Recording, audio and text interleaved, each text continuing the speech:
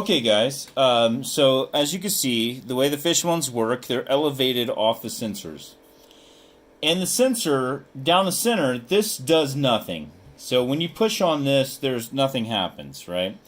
We've got these guys, and as most of you know, you have to engage both sides.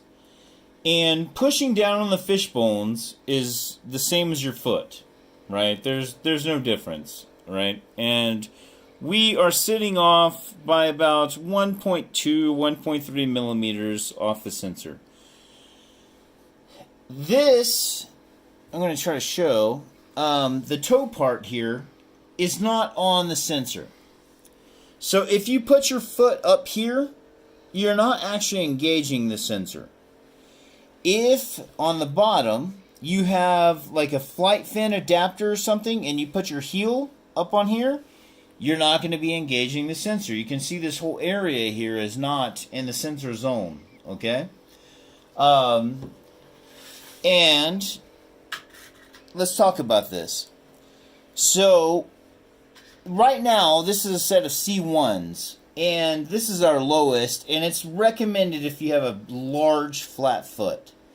When you get into the larger concaves, you get into more of a bridging issue. If you ride perpendicular like this, and you put your foot down, can you guys see what happens? Your foot hits on the top of the concave here and here, and here in the center of the board, but you're not really touching the sensors. So you have problems engaging.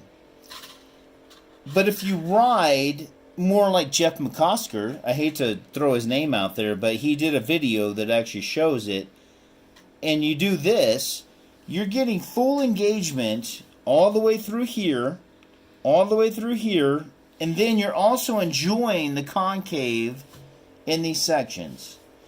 So sometimes you have to adjust your riding style with these, and if you're not down with that, we have 100% money back guarantee. Just send them back. They're not for everybody.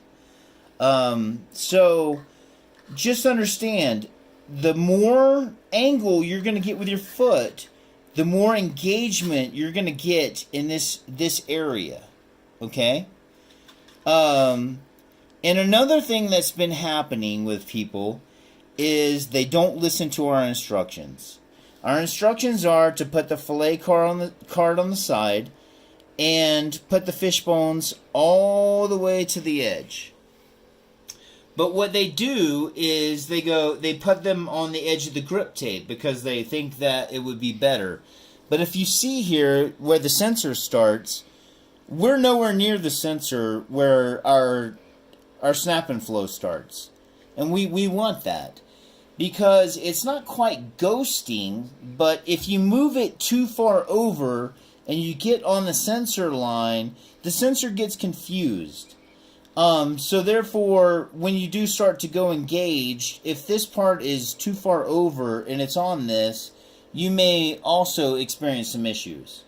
So once again, realize that this front part does not engage your board. If you have your heel on any kind of accessory, like a flight fender accessory, it's not going to engage your board. Your sensors are in this area. And if you have a C2, C3, and you have a large flat foot, you very well may experience an issue if you have a perpendicular riding stance. So I hope that this helps, guys. So understand, this way you're going to be engaging with the sensors no matter what. But this way, it's what we refer to as bridging.